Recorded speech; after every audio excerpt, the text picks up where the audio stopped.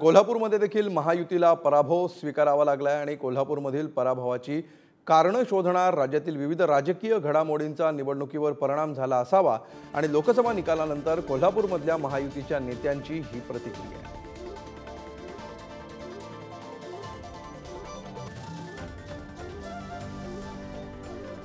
अर्थानं सर्व नेते मंडळींचे आभार मानण्यासाठी बैठक बोलवली होती। अतिशय मनापासून सर्व घटक पक्षाच्या सर्वच नेते मंडळींनी कार्यकर्त्यांनी अतिशय जिद्दीनं काम केलं। त्याबद्दल उमेदवार म्हणून माझ्या पक्षाच्या वतीनं आभार मानण्यासाठी बैठक बोलवली होती। खरं म्हटलं तर कालच्या चर्चेमध्ये पालकमंत्री मुश्रीफ साहेबांनी सूचना केली होती, त्या निमित्ताने ही बैठक घेतली।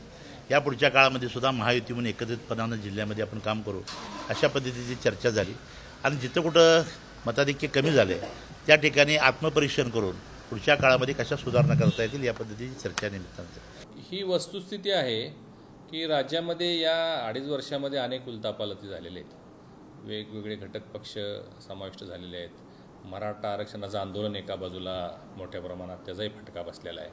काही ठिकाणी उमेदवाऱ्या उशिरा जाहीर झाल्या त्याचा फटका बसलेला आहे। म्हणजे ह्याचं थोडंसं वरिष्ठ पातळीवर ॲनालिसिस करावं लागेल। असं एकच हे आपल्याला म्हणता येणार नाही की अमुक पक्ष आल्यामुळं नुकसान झालं किंवा हा पक्ष वेगळा झाल्यामुळे नुकसान झालं, असं त्याचं ॲनालिसिस करता येणार नाही। अनेक 8-10 कारणं आहेत, त्या सगळ्यांचं ॲनालिसिस झालं पाहिजे।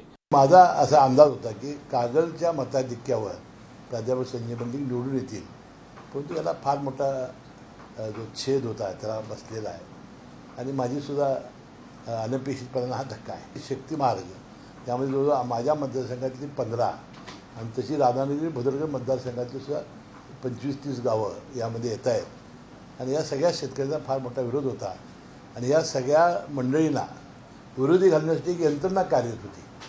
त्याचा परिणाम झाला स्वतः शाहू महाराजच राहिल्यामुळं त्याचाही फार मोठा परिणाम झाला।